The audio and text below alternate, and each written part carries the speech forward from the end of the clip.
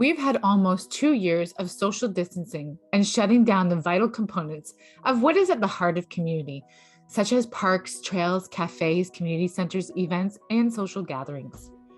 As we look together as a nation to recover from the effects of the pandemic, we find ourselves at a unique crossroad in time. We are now faced with finding solutions to reconnecting our communities again. We recently brought together almost 500 people from across Canada to our online RECONNECT Making Communities Essential event. Over 2.5 days, we had a series of keynote presentations and masterclasses to discuss how we're going to rebuild social connection after the COVID pandemic. Thank you for joining me, Heather Keem from the Tamarack Institute, for one of 6 discussions that we have had about RECONNECT, making our communities essential.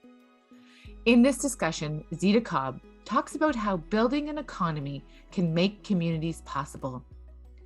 By conventional measures, it often seems that the economy is working just fine, while place-based communities are falling out of their stories.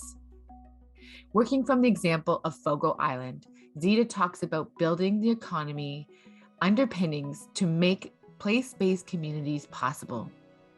As a bonus, we have also shared comments and inspiration from participants to deepen the conversation. Really, my presentation is about Fogo Island, but really it's about all of us and about how we live and how we live together, which is, I think, the essence of the whole conversation about community and what it is and what it's good for and what it's not good for. And so here we go. You all probably know where it is. I don't know where everybody is. If you're not in Canada, you may not have heard of it, but it's off the northeast coast of Newfoundland. It's about 4 times the size of Manhattan. And it's a place that English and Irish people came to about 400 years ago. And I'm going to show you a picture now. The picture you see is of the Fogo Island Inn. And I want to say right at the outset, that is the least important thing about Fogo Island. But it's actually the thing that most people know most about because it's gotten so much attention because of its architecture and its striking appearance. So I want you to put that out of your mind for a minute and we'll come back to it later. And so let's put place in our minds, because the most important thing, as my old boss used to say, is to keep the most important thing the most important thing. And the most important thing, of course, is place itself. Fogo Island, 10 little communities, all clinging to this rock that we love so much. I am 63 years old, and until I was 10, we didn't know each other in all these communities. And so I went to Tilting, which is it's 5 kilometers from where I grew up. I went there for the first time when I was 13. So to give you a sense of like real sort of stickiness with the place we lived in and not really knowing who's next door. So that's the kind of background. That's why I think it makes such an interesting story, an example of how humans actually can change when we make up our minds. This is the most important thing to Fogo Islanders. It's a North Atlantic cod. Lori, this is your fish and chips. That it actually, maybe not this exact fish that you got, but it's this fish. And we have been fishing for cod on the North Atlantic for all of these centuries. We build things like this, and we fish like this, which is very close to shore, as you can see. That is a trap skiff. I don't know who those men are, but I can tell you for certain that they're related to each other, and that they made their boat, they made their nets. It's a cod trap, and that cod trap is attached to the shore by a rope, by a tether. That's called a Shorefast. And that's why the work we do is organized under a charity called Shorefast. It's a metaphor. And then this happened. When I was 10 years old, these things arrived from just about every place on Earth. And people like my father, who were inshore fishermen in these little boats, could not figure this out because we had a very deep social logic. You cannot live in a small place with other people without having good social logic. It doesn't mean that we loved each other or even liked each other, but we mucked along together. And I think that is the essence of humanity and the essence of community.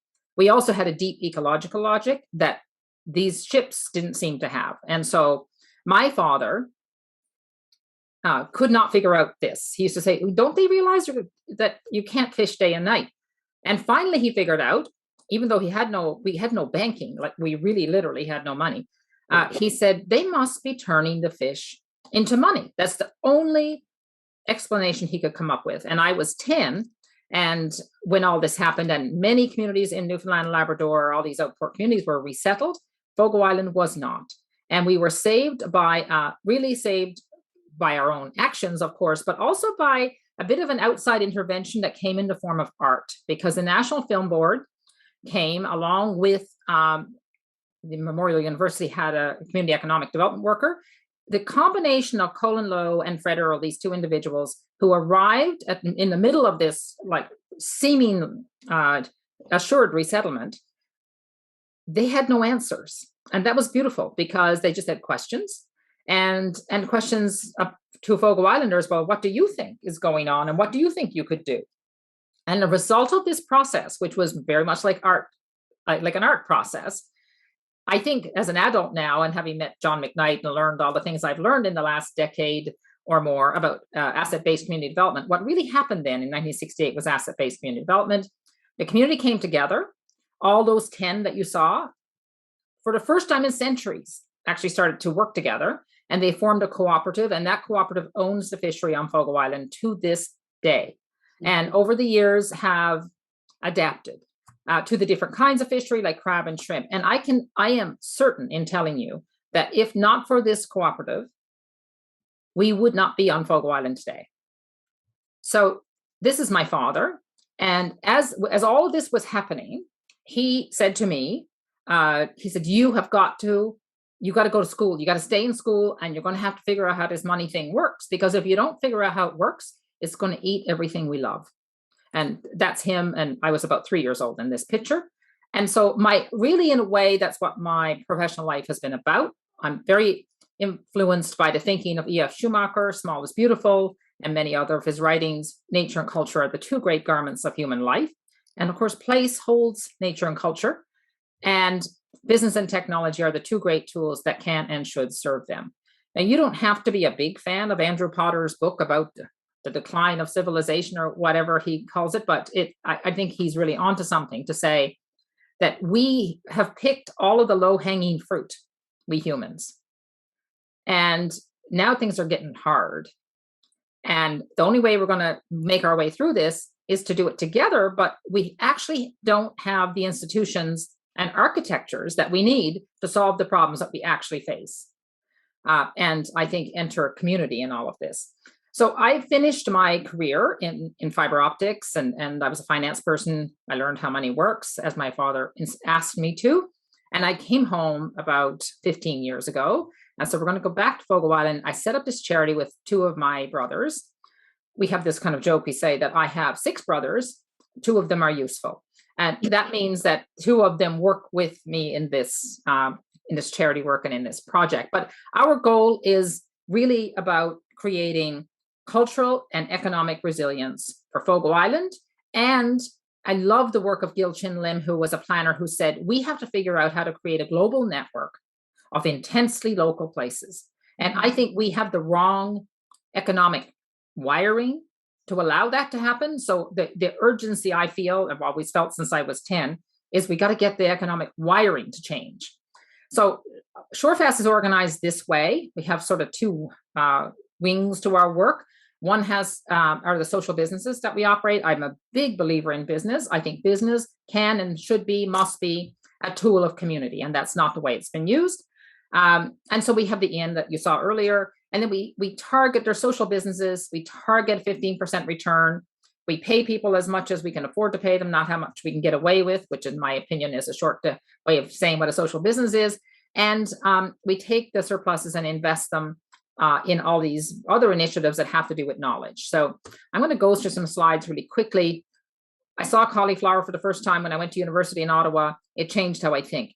I think this is a fractal. All these little florets are the communities we live in, held together by the stem. The stem has 2 jobs: hold us together, because there's just one, and bring nutrition, including economic nutrition, to the florets. And when you see small places that are really struggling and falling out of their own story, that should alert us to the fact that there's a wiring problem. There's a problem with the way the stem is working. Participant reflection. I love your cauliflower analogy. I'll be using that in my public policy advocacy. When a place falls out of its own story, something is wrong. Powerful framing. I know you probably all know about all this. I spent a lot of time thinking about the economy in this way, and how do we build a regenerative economy. I won't dwell on it, but I would suggest you look at the work of John Fullerton at the Capital Institute. I think he's brilliant. When we try to solve problems, I think the hardest thing for us now as humans is that it's really hard to figure out what's going on. And we see the things that are happening at the surface, but if we're going to actually make change, we have to really go down the iceberg and understand what are the mindsets and structures that have created this problem. And I know I keep coming back to say it's largely an economic problem. And so I always love this quote by Stanislav Lech: "We are all victims and perpetrators." I mean, how many of us lament the loss of, independent bookstores in our community while we're busy going to pick up our Amazon box, or, lament that we don't want an Airbnb in our neighborhood. And when we go on vacation, we stay at an Airbnb in someone else's neighborhood. So we're all a part of it. So nobody gets off saying that they're not a part of it. I'm not going to talk to this gathering about asset-based community development, because I think you could give me a talk on that. But just to say that we do follow these questions about, and it's the same ones that were asked when I was a 10-year-old here. We ask and answer these questions. And in the asking and answering of these questions, we discover what we care about, we discover what we can do. And it is about this. So leveraging assets to bolster community economies. As I said, I'm a big believer in business. I just think it has to be a tool of communities.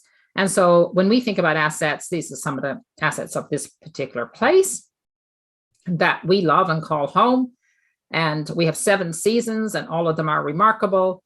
We didn't actually start by building the businesses. We started with art, because art is a way of knowing. It's a way of figuring out and helping orient in what is going on. What have we unleashed? How do we find our way forward? And without art, I think we become reductionist thinkers awfully quickly, and we end up dedicating energies that just become frustrations because we're not seeing the whole thing. It is a paradox. Life is paradoxical. It's a relational world. And we have to be able to hold on to the fact that many things exist at the same time and are true. And I think in community economic development, I think we're at our best when we can hold all those things as open and unanswered. They just exist, as opposed to trying to be more business-like about it, to say we have to choose this one or that one, just to try to hold the conversations so we can move forward. And art helps with that. We built artist studios for the visiting artists, and they're scattered around the island. We built them the way we've always built boats, and people like Arthur would build a scale model and make a bigger one. And then the artists started coming, and you see the relationship between the old buildings and the studios. Architecture has a job in placemaking. It has a job in sense making. It should be helping us carry the past. We humans need a relationship with the past, and great architecture carries it and reaches forward. And that's what our ambitions were. So once the art program was started, we wanted to start on the Inn, which was a much bigger project. And 80% of the money for the projects came through my career and the money I put into the charity and others who helped to fund it. But we really wanted governments to participate, because it is a regional economic development initiative. And so we reached out to both the federal and the provincial government. And we actually got a letter back at one point that said that the project wasn't normal, practical, reasonable, or rational. Now, to their great credit, they actually did come on board with us, both governments, and have been fantastic partners. But when we got that letter, we look at buildings like this and think, is there anything rational or reasonable about this? No, not really. And so if we've lived like this and built these things, it's probably irrational that anyone lives on this island. So it didn't deter us, and it certainly didn't deter me from a technology career. And the thing I want to say about this local place is it exists in a relationship with the whole. And if we don't hold on and reach out, I think we are making a mistake. I don't think you can, it has to be an and. It is a global world. It's a globalized world. And that's not going to change. We just have to find a more sensible kind of globalization that favors local. And so it's like walking upright. It's holding on and it's reaching out. So we invited designers to come to work with local makers and builders to reimagine things. This is how the Inn was brought to life. It was built by local people. And of all the things said, I love this, that it's an act of human culture. And it is first and foremost an act of human culture. This next picture is not from Fogo Island. I just put it up to say, why did we build this? This brings nobody joy. I can tell you the business models that give rise to it. The payback periods in those business models are about 5 years, and in 20 years, it's going to the landfill. So we should not allow these things in our communities. And we just have to say no. And as developers, we need to think differently. And anyone who builds something has a duty to think about beauty and to think about time. Participant reflection. I need to show my 12-year-old daughter this presentation. She sees herself as an artist and loves to design with connection to the land and water in her Minecraft games. This can be the spark that drives her passion forward. And so once we got the structure of the building figured out, that was hard enough. But then we started to think about the interiors, and it got harder because this is a drawing from Ilse Crawford, who was a London-based designer who was helping us sort of conceive of the spaces. And she said, well, you can't start a project to strengthen local economy and local culture and then buy furniture from Italy.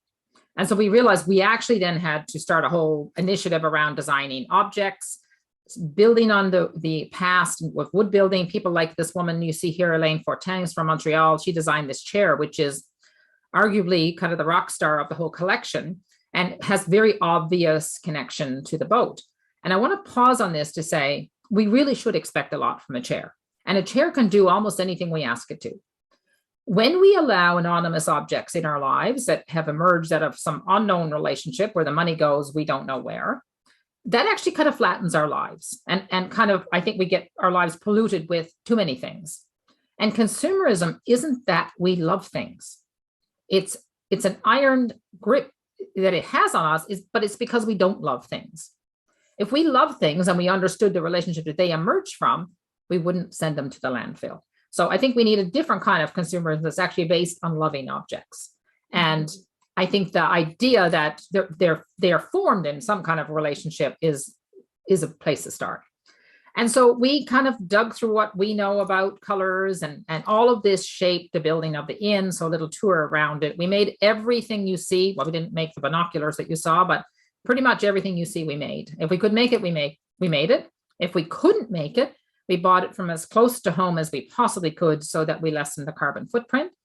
And when it came to thinking about what we're going to eat, we looked around ourselves and went, wow, look at all the things that are here that we have been cooking traditionally, and look at all the things that we haven't. We're in berry season right now. So these are partridge berries. These are the most noble of all the berries. And so that's how we built the cuisine. We spend a lot of time thinking about what I said earlier, which is the challenge is we don't know what's going on. It's really hard to understand. It's not simple. And it seems like it's a whole bunch of paradoxes. And this is not coherent work, community building, from what I can see. You're always lost, always trying to orient. And so we became really obsessed with how do we improve the quality of what we know. So we look at what has happened in food. This has happened in my lifetime. And we now do this. We just borrow the same format. And for everything we sell, we simply tell the person who's buying it in the moment of purchase where the money goes. And, you look at all of these buy local campaigns and all of this, I just think it's a waste of posters. I think we need to be more direct, more immediate, more in the moment. And so this is for a stay at that inn, which is not a small amount of money. And we tell you that 49% goes to the people who work there. And then we just delineate where it all goes. And then we tell you geographically where it goes. If we can roll this out more broadly in the world, where you have to report it if you're going to sell something, I think we have a hope that people can line their values up with their spending. Participant reflection. This nutritional label would be a great tool for nonprofits to express how donor money does make an impact and how. Fabulous idea.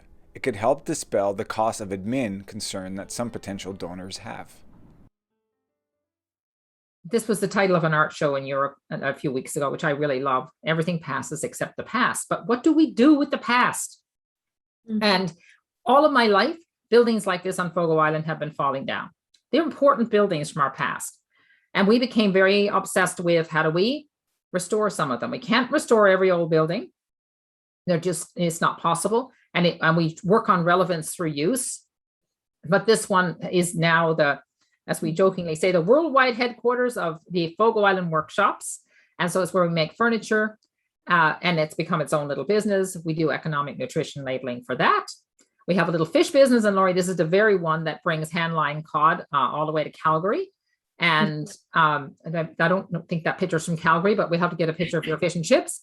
And we do economic nutrition labeling for this little business as well. And so you can see from this label that 69% of what we sell that fish for in Calgary comes straight back to Fogo Island. Mm. And I think my father would be very pleased with that, because he would think that we were turning money into fish. And that's the thing about money. It will do that if we ask it. We just have to think differently about it. And so I know that this audience knows all of this, but to be clear, we think that the unit of change is community, not one individual at a time, because there are just too many of us to look after one by one.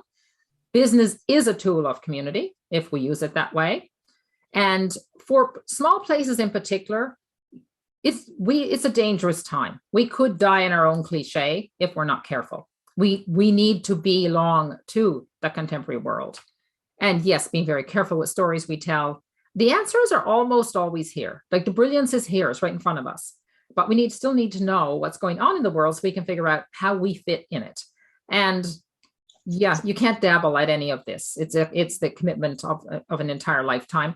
There is a Harvard business case that focuses on our work, and I can provide that later. But they made this what they call place model, which they tried to pull out the elements of how we work, and in a way that others can maybe share from it. We do look at the OECD's framework for how you get economic momentum. There are a lot of really great resources, but we have to get economic underpinnings under every community if we want those communities to survive. And yeah, I think we can do this, as Gil Lim said. I think we can create an economy that's kind of a network. And, we generally think of the economy as being companies that are loosely controlled by governments. We need to change that. So we think about economies as being made up of communities as well. And this is not going to happen all by itself. There is a systemic tilt that has to happen, and we have to be a part of making it happen. Participant reflection. This was such a great way of looking at community. I've never looked at community in a way that is so tied to economic development. Lots to think about. There are many challenges of communities. I think the hardest one that I experience in my own work is we're just not coherent. And we're not well organized within ourselves to be economic actors in our own futures. We are often self-canceling because, Buddy thinks this and she thinks that, and I think something else. And, we have all kinds of associations and organizations, but rarely are we really well organized to say what's happening in the world and what's happening to us, and what is the economic and cultural vision we have for our place, and how do we then cooperate internally so we can work with the outside forces. We are in the midst, we've launched a community economies pilot project, and it's really focused on exactly that question. How do we strengthen community economies? It's really framed in a book by a fellow named Rajan from the University of Chicago. I highly recommend the book. It's called The Third Pillar. He basically says human societies rest on three pillars, and community, government, and business, and the community pillars have been hollowed out. And unless and until we can fix that, none of our human dreams are going to really land very well. We have partners in that project, a Canadian Urban Institute and a Coady Institute. And we've partnered with 4 other communities across the country to do this work. And our goal is to distill, good and best practices, because Eleanor Ostrom, who was a hero of mine, another economist who's passed away, said that which is possible in practice is possible in theory.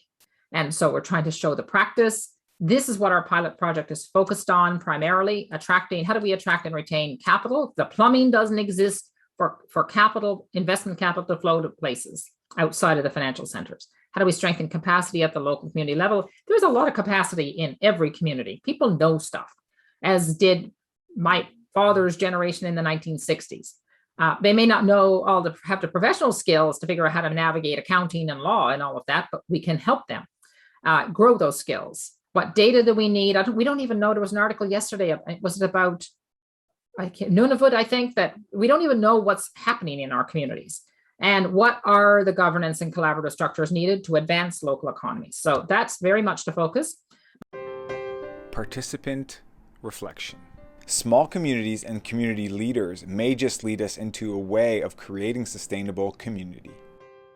My favorite question to ask people, and I'm going to wrap up in maybe 2 more slides, is if you could have something put on a t-shirt that every person on the planet would get that t-shirt of what you wanted to say, and in their own language, what would you choose to put?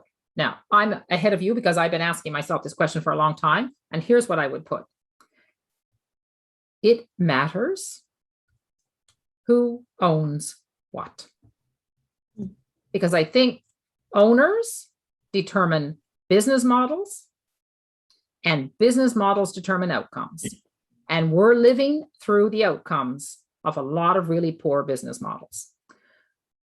I'm sure you all know Jane Addams. I absolutely loved her work long time ago, but this is I think as good an anthem for community as I've ever read.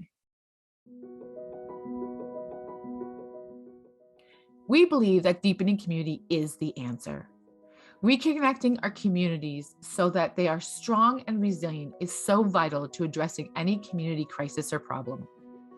Cities Deepening Community supports community changemakers to use asset-based community development with collective impact to build neighborhood strategies. We help cities, community groups, and organizations to build their knowledge and skills to put residents at the center of developing a neighborhood strategy. Join us in the movement to deepen community. Learn more at our website at www.tamaraccommunity.ca/Cities Deepening Community. And don't forget to listen to the other 5 discussions on RECONNECT, making your communities essential.